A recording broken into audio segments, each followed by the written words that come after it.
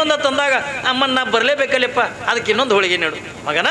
ನಿನ್ನ ಗುರುವಿನ ಮೇಲೆ ಅಟ್ಟು ಭಕ್ತನಿ ಇತ್ತು ಹತ್ತಿಕೊಂಡಂದ್ರೆ ಒಂದು ಕಣ್ಣು ಕಿತ್ತು ಕೊಡು ಮಗನ ಅಂದಾಗ ನಿನಗೆ ಹೋಳಿಗೆ ನೀಡ್ತೀನಿ ಅಂದ.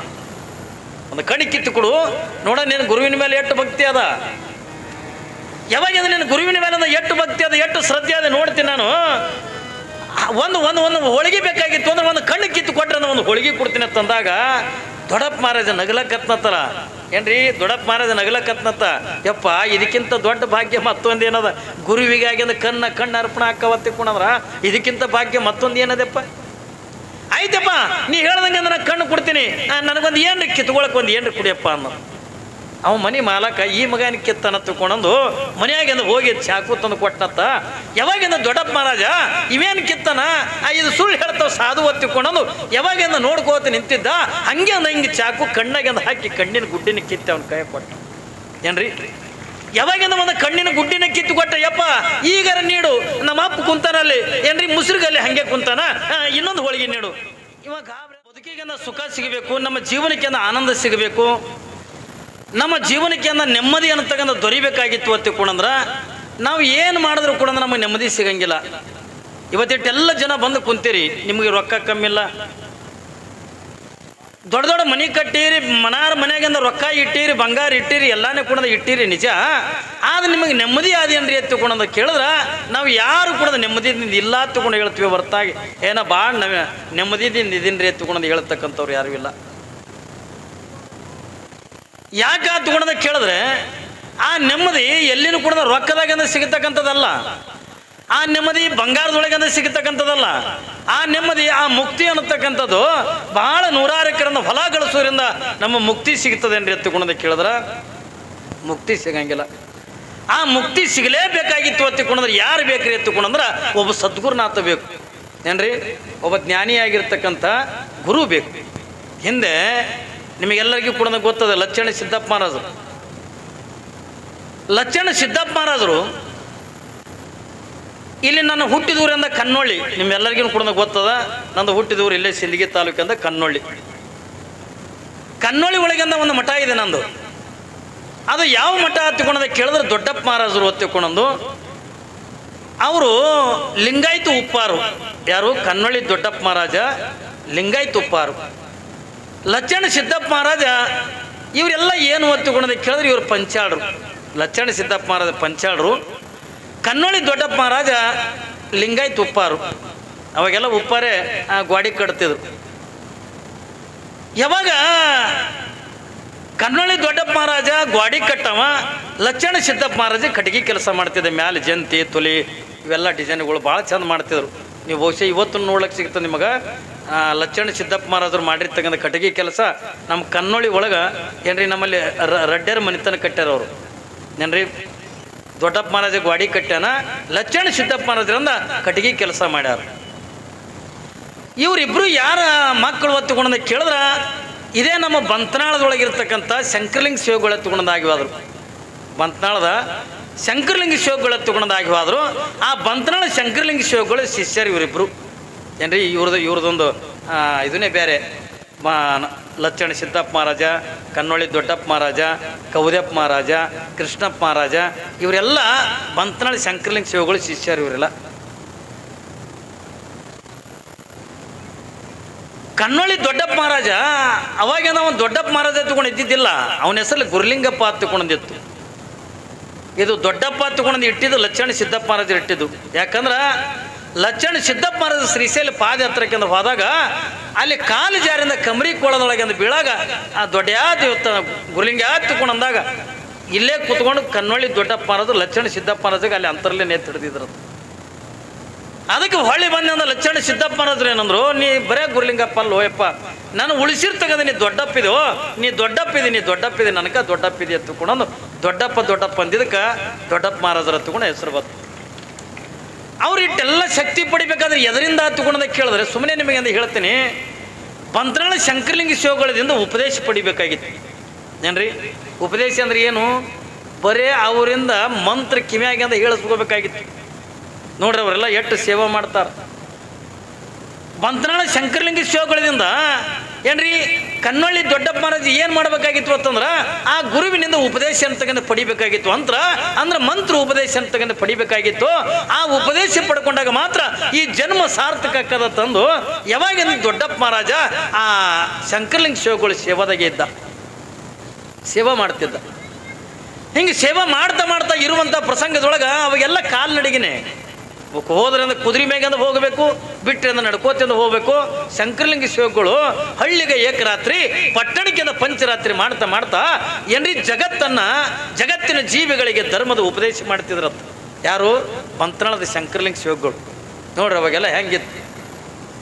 ಸ್ವಾಮಿಯಾಗಿ ಒಬ್ಬ ಸ್ವಾಮಿಯಾಗಿ ಏನಂತ ತಿಳ್ಕೊಂಡ್ರೆ ಬರೀ ಅಂದ ಮಠದಾಗ ಕುಂತು ಉಣ್ಣಕ್ಕಲ್ಲ ಏನ್ರಿ. ಆಸ್ತಿನ ಹಾನಗಲ್ ಕುಮಾರ ಶಿವಗಳು ಒಂದು ಮಾತು ಹೇಳ್ತಾರೆ ಏನ್ರಿ. ಹಾನಗಲ್ ಕುಮಾರ ಶಿವಗಳು ಒಂದು ಮಾತು ಹೇಳ್ತಾರೆ, ಆಸ್ತಿಗಾಗಿ ಸ್ವಾಮಿ ಆಗುವುದಕ್ಕಿಂತ ಆದರ್ಶಕ್ಕಾಗಿ ಅಂದ್ರೆ ಸ್ವಾಮಿ ಆಗ್ಬೇಕಂತ. ಸುಮ್ಮನೆ ಏನೋ ದೊಡ್ಡ ಮಠ ಸಿಕ್ತು ಏನ್ರಿ, ಮಠಕ್ಕಿಂತ ದೊಡ್ಡ ಸ್ವಾಮಿ ಆಗೀನಿ, ಭಕ್ತರು ದಿನ ಅಡಿಗೆ ತಂದು ಕೊಡ್ತಾರ, ಉಂಡು ಕುಂದ್ರಲಕ್ಕಿಂತ ಸ್ವಾಮಿಗಳಲ್ಲ. ಸ್ವಾಮಿಗಳಾಗುವುದು ಎದಕ್ಕೆ ಹತ್ತಿಕೊಂಡ ಕೇಳಿದ್ರೆ ಲೋಕವನ್ನು ಉದ್ಧಾರ ಮಾಡಕ್ಕ, ಧರ್ಮ ಜಾಗೃತಿಗಾಗಿ ಏನ್ರಿ, ತಮ್ಮಲ್ಲಿರ್ತಕ್ಕಂಥ ಜ್ಞಾನವನ್ನ ಏನ್ರಿ ಸಮಾಜದ ಜನತೆಗೆ ನೀಡಿ ಏನ್ರಿ ಅವ್ರು ಕೊಟ್ಟಿರ್ತಕ್ಕಂಥ ಅಲ್ಪ ಸ್ವಲ್ಪ ಕಾಣಿಕೆಯನ್ನು ತಗೊಂಡು ಬಂದು ಮಠ ನಡೆಸ್ತಕ್ಕಂಥದ್ದು ಅವತ್ತಿನ ಪದ್ಧತಿ ಇತ್ತು. ಶಂಕರಲಿಂಗ ಶಿವಗಳನ್ನ ಸೇವಾ ಮಾಡ್ಕೋತಿಂದ ತಿರುಗಾಡ್ತಿದ್ದ. ಯಾವಾಗಂದ 8 ವರ್ಷದ ಸೇವಾ ಮಾಡಿದ್ರು ಶಂಕರಲಿಂಗ ಶಿವಗಳಂದ ಅವರಿಗೆ ಉಪದೇಶನೆ ಮಾಡಲಿಲ್ಲ. ಯಾವಾಗಿಂದ ಉಪದೇಶ ಮಾಡಲಿಲ್ಲ. ಹಂಗೆ ಅವ್ರ ಜೊತೆಯೊಳಗೆ ಅಂದ ಪೂಜಾದ ಗಂಟು ಹೊತ್ಕೋಬೇಕು. ಈ ಊರಾದ ಕೂಡ ಆ ಊರಿಗೆ ಅಲ್ಲಿ ಹೋದ ಬಳಕಿದ್ರೆ ಅಲ್ಲಿ ಪೂಜೆ ವ್ಯವಸ್ಥೆ ಮಾಡಬೇಕು.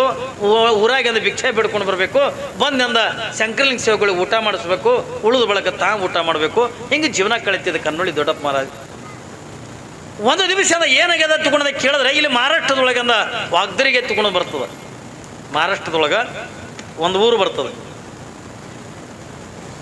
ಯಾವಾಗಿಂದ ಬೆಳಗಿನ ಜಾವದ ನಡ್ಕೊಂತ ಹೊಂಟಿದ್ರು. ದಾರಿ ಪಕ್ಕದೊಳಗನೆ ಊರ ಇನ್ನೊಂದು ಸ್ವಲ್ಪ ಊರಿತ್ತು. ಊರೆಲ್ಲ ಕಾಣ್ತಿತ್ತು ಕಣ್ಣಿಗೆ. ಅಲ್ಲಿ ಏನಾಯ್ತು, ಊರು ಹೊರಗ ದಾರಿ ಮ್ಯಾಗೆ ಒಂದು ಬಾವಿ, ಒಂದು ಗಿಡ ಇತ್ತು. ಅವಾಗ ಅಂದ ಶಂಕರಲಿಂಗ ಶಿವಗಳಂದ್ರು ದೊಡ್ಡ ಅಂದರು, ಯಪ್ಪ ಅಂದ, ಮತ್ತು ಹೆಂಗೂ ಬಾವಿ ಅದಲ್ಲೇ ಇಲ್ಲೇ ಜಳಕ ಮಾಡಿಬಿಡೋನು, ಇಲ್ಲೇ ಪೂಜೆ ಮಾಡ್ಕೊಂಡು ಬಿಡ್ತೀನಿ, ನೀ ಹೋಗಿ ಅಂದ ಒಂದು 2 ಮನೆ ಭಿಕ್ಷೆ ಬೇಡ್ಕೊಂಡು ಬರಕತ್ತಿ, ಇಲ್ಲೇ ಪ್ರಸಾದ ಮಾಡ್ಕೊಂಡು ಹೋಗೋಣ ಹತ್ತಿಕೊಂಡು. ಆಯ್ತ್ರಿಯಪ್ಪ ಹತ್ತಿಕೊಂಡು ಶಂಕರಲಿಂಗ ಶಿವಗಳಿಗೆ ಮಾತು ಕೊಟ್ಟ. ಮೊದಲು ಹೋಗಿ ತಾನು ಸ್ನಾನ ಮಾಡಿ ಗುರುಗಳಿಗೆಲ್ಲ ಪೂಜೆದೆಲ್ಲ ವ್ಯವಸ್ಥೆ ಮಾಡಿ ಆಮೇಲೆ ಶಂಕರಲಿಂಗ ಶಿವಗಳು ಬಾವಿಯಾಗಿಂದ ಈಸಾಡಿ ಜಳಕ ಮಾಡ್ಕೊಂಡು ಬಂದು ಅವ್ರು ಪೂಜೆ ಕುಂತಿದ್ರು. ಇವ ದೊಡ್ಡಪ್ಪ ಮಹಾರಾಜ್ ಏನು ಮಾಡ್ಯಾನ, ಜೋಳಿಗೆ ತೊಗೊಂಡು ಅಲ್ಲೇ ಊರು ಕಾಣ್ತಿತ್ತಲ್ಲ ಭಿಕ್ಷಕ್ಕೆ ಅಂದ ವಾದ. ಹೋಗೋದ್ರೊಳಗಿಂದ ಒಂದು ಮನೆ, ಆ ಮನೆಗೆಲ್ಲ ಶೃಂಗಾರ ಮಾಡಿದ್ರು ಏನ್ರಿ, ಮಾಡ್ತಿರ್ತಾರೆ ನೋಡ. ಅವಾಗೆಲ್ಲ ತಳಿರು ತೋರಣ ಎಲ್ಲ ಕಟ್ಟಿದ್ರು, ಕಬ್ಬ ಬಾಳೆದಿಂಡು ಹಿಂಗೆಲ್ಲ ಕಟ್ಟಿದ್ರು. ಏನಿತ್ತು ನನ್ನ ಮನ್ಯಾಗ. ಯಾವಾಗ ನೀವು ಹೋಗಿ ಅಂದ ಅದೇ ಮನೆಗೆ ಹೋಗಿ ಅಂದ ಭಿಕ್ಷಾಂದಿಹಿ ಅಂದ. ಯಾರು? ದೊಡ್ಡಪ್ಪ ಮಹಾರಾಜ್ ಏನಂತಾನ, ಅದು ಏನು ಎಲ್ಲ ಅಲಂಕಾರ ಶೃಂಗಾರ ಮಾಡಿದ್ರಲ್ಲ ಆ ಮನೆ ಇದ್ರಿಗಿಂದ ಹೋಗಿ ನಿಂತ್ಕೊಂಡು ಭಿಕ್ಷಾಂದಿಹಿ ಅಂದ. ಯಾವಾಗಿಂದ ಭಿಕ್ಷಾಂದಿ ಎತ್ತುಕೊಂಡು ಅಂದಾಗ ಆ ಮನೆ ಮಾಲಕಂದ ಹೊರ ಕಟ್ಟಿಗೆ ಕುಂತಿದ್ದ. ಪಾಪ ಯಾವನ ಸಾಧು ಬಂದಾನ ಏನ್ರಿ, ಸಾಧು ಬಂದಾನ. ಅದಕ್ಕೆ ಮನೆಗಂದ ಹೆಣ್ತಿಗಂದ ಏನ ಕರಿಲಾರ್ದೇನೆ ತಾನೇ ತಾನಾಗನೆ ಒಬ್ಬ ಸಾಧು ಬಂದಾನ. ಮೊದಲು ಮಾಡಿದ್ದಂದ ಹೋಳಿಗೆ ಆ ಸಾಧುಗೆ ನೀಡಲ್ಲ ತಿಳ್ಕೊಂಡು ಮನೆಗಿಂದ ಹೋಳಿಗೆ ಮಾಡಕತ್ತಿದ್ರು. ಒಂದು ಹೋಳಿಗೆಯಿಂದ ಸುಡ ಹೋಳಿಗೆಯಿಂದ ನೀಡು ಪಾಪ ಸಾಧು ಉಳ್ಳೆತ್ತಿಕೊಂಡು ಮನೆ ಮಾಲಕ್ಕೆಂದ ಅಂದ. ಯಾವಾಗ ಆಕಿ ತಂದೆ ನಮ್ಮ ಜೋಳಿಗೆಗಂದ ಸುಡ ಹೋಳಿಗೆ ನೀಡಲು ನೋಡ್ದ ಮುಟ್ಟಿ ಭಾರಿ ಸುಡ್ತಿತ್ತು ಹೋಳಿಗೆ, ಕೈ ಮುಟ್ತಿದ್ದಿಲ್ಲ. ಇವ ಅಂದ, ಇನ್ನು ಮತ್ತೆ 4 ಮನೆ ಭಿಕ್ಷೆ ಬೇಡಕತ್ನಿ ಅಂತಂದ್ರೆ ಇದು ಹೋಳಿಗೆಂದ ಆರ್ತದ, ಮೊದಲು ಇದೊಂದು ಹೋಳಿಗೆ ಒಯ್ದು ಅಪ್ಪಗೆಂದ ನೀಡಿ ಅವನಿಗೆ ಉಣಿಸಿ ಮತ್ತೆ ಭಿಕ್ಷೆ ಬೇಡಕ್ಕೆ ಬಂದ್ರೆ ಇತ್ತು ತಂದು ಓಡಿ ಹೋದ. ಯಾವಾಗಿಂದ ಓಡ್ಕೊತಂದು ಹೋಗುದ್ರಾಗಿಂದ ಗುರುಗಳು ಪೂಜೆ ಮುಗಿಸ್ಕೊಂಡು ಕುಂತಿದ್ರು. ಯಾಕೆ ಹೋದೊಡೆ ಎಷ್ಟು ಜಲ್ದಿ ಬಂದೇವ ಮಗ ನಾನು? ಇಲ್ಲಪ್ಪ ಈಗ ಸುಡು ಹೋಳಿಗೆ ನೀಡ್ಯಾರ, ಅದಕ್ಕೆ ಇದೊಂದು ಊಟ ಮಾಡ್ಯಪ್ಪ, ನಾ ಮತ್ತೆ ಹೋಗಿ ಭಿಕ್ಷೆ ಬಿಡ್ಕೊಂಬರ್ತೀನಿ, ಆಮೇಲೆ ಮತ್ತೆ ಉಣಕತ್ತೆ ಅಂತಂದಾಗ ನೀಡಿದ್ರು. ಅದೊಂದು ಹೋಳಿಗೆ ಉಂಡ್ರು. ಯಾವಾಗಿಂದ ಆನಂದ ಅನಿಸ್ತವು ಯಾರಿಗೆ? ಶಂಕರಲಿಂಗ ಶಿವಗಳಿಗೆ ಭಾರಿ ಆನಂದ ಅನಿಸ್ತು. ಯಾವಾಗಿಂದ ಆನಂದ ಅನಿಸಿ ದೊಡ್ಡ ಅಂದರು, ಯಪ್ಪ ಅಂದ, ಯಾಕೋ ಇದು ಇನ್ನೊಂದು ಹೋಳಿಗೆ ಬೇಡ್ಲಕತ್ತದ ನೋಡ್ಲೆ ಜೀವ ಅಂದ. ಯಾಕೋ ಇದು ಇನ್ನೊಂದು ಹೋಳಿಗೆ ಬೇಡ್ಲಕತ್ತ. ಹಿಂಗೆಪ್ಪ ಆಯ್ತಪ್ಪ, ಹಿಂಗೆ ಹೋಗೋಣ ತರ್ತೀನಿ ಎತ್ತುಕೊಂಡು ಮತ್ತೆ ಓಡಿ ಹೋದ. ಯಾರ ಮನೆಗೆ? ಅದೇ ಮನೆಗೆ ಹೋಗ್ಬೇಕಲ್ಲ, ಹೋಳಿಗಿದ್ದಿದ್ದು ಅದೇ ಮನ್ಯಾಗ. ಯಾವಾಗಿಂದ ಅದು ಮನೆ ಮುಂದೆ ಹೋಗೋದ್ರಾಗಿಂದ ಮಾಲಕ ಕಟ್ಟಿಗೆ ಕುಂತಿದ್ದ. ಯಾವಾಗಿಂದ ಹೋಗಿಂದ ಭಿಕ್ಷಾಂದಿಹಿ ಅಂದ. ಯಾವಾಗಿಂದ ಹಿಂಗೆ ಅಂದಾಗ ಮನೆ ಮಾಲಕ ನೋಡ್ತಾನ, ನೋಡಿ ಸಿಟ್ಟು ಬಂದುಬಿಡ್ತ ಅವನಿಗೆ.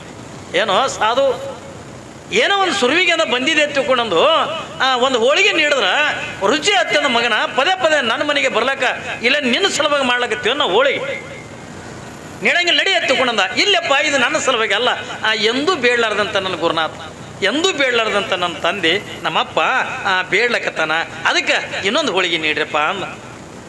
ಯಾವಾಗಿಂದ ಯಾ ಅಪ್ಪ ಯಾ ಗುರು ಮಗನ ಇದೆಲ್ಲ ನಾಟಕ ಹಚ್ಚಿರಿ ನನ್ನ ಮಕ್ಕಳೇ ನಡಿ ನೀಡಂಗಿಲ್ಲ ನಡಿ ಇಲ್ಲಪ್ಪ ಏನನ್ನು ಮಾಡಿ ಇನ್ನೊಂದು ಹೋಳಿಗೆ ನೀಡು ಇನ್ನೊಂದು ಹೋಳಿಗೆ ನೀಡು ಅಪ್ಪ ಎಂದೂ ಬೇಡ್ಲಕತ್ತಾನೆ ಇನ್ನೊಂದು ಹೋಳಿಗೆ ನೀಡು. ಯಾವಾಗಿಂದ ಮನಿ ಮಾಲಕಂದ ಅಟ್ಟು ಗುರುವಿನ ಮೇಲೊಂದು ಅಟ್ಟು ಭಕ್ತಿ ಅನ್ನ ಮಗನೆಂದನು ಹೂನೆಪ್ಪ ಮತ್ತು ಅವನು ಬಿಟ್ಟ ಏನದಪ್ಪ ನನಗೆ ಅಂದ. ಗುರುವಿನ ಮೇಲೊಂದು ಅಟ್ಟು ಭಕ್ತಿ ಇದೆ ನೀನು ಗುರುವಿನ ಮೇಲೊಂದು ಅಟ್ಟ ನಂಬಿಕೆ ಅದ ನಿನಗೆ ಹೂನೆಪ್ಪ ಮತ್ತು ಗುರುವಿನ ಬಿಟ್ಟು ನಮಗೇನದಪ್ಪ ಗುರುವಿನ ಬಿಟ್ಟು ಏನದ ಅವನು ಸುಖನೇ ನಾನು ಸುಖ ಅವ ಆನಂದ ಇದ್ರೆ ನಾ ಆನಂದ ಮತ್ತು ಎಂದೂ ಬೇಡಲಾರ್ದಂದ ಗುರು ಅಂದ ಇವತ್ತು ಹೋಳಿಗೆ ಕೇಳಕತ್ತ ಇನ್ನೊಂದು ತಂದಾಗ ಅಮ್ಮನ್ನ ನಾ ಬರಲೇಬೇಕಲ್ಲಪ್ಪ ಅದಕ್ಕೆ ಇನ್ನೊಂದು ಹೋಳಿಗೆ ನೀಡು ಮಗನ ನಿನ್ನ ಗುರುವಿನ ಮೇಲೆ ಅಟ್ಟು ಭಕ್ತನಿ ಇತ್ತು ಹತ್ತಿಕೊಂಡ್ರೆ ಒಂದು ಕಣ್ಣು ಕಿತ್ತು ಕೊಡು ಮಗನ ಅಂದಾಗ ನಿನಗೆ ಹೋಳಿಗೆ ನೀಡ್ತೀನಿ ಅಂದ. ಒಂದು ಕಣ್ಣು ಕಿತ್ತು ಕೊಡು ನೋಡ ನಿನ್ನ ಗುರುವಿನ ಮೇಲೆ ಎಷ್ಟು ಭಕ್ತಿ ಅದ ಯಾವಾಗ ನಿನ್ನ ಗುರುವಿನ ಮೇಲೆ ಎಷ್ಟು ಭಕ್ತಿ ಅದ ಎಷ್ಟು ಶ್ರದ್ಧೆ ಅದ ನೋಡ್ತೀನಿ ನಾನು.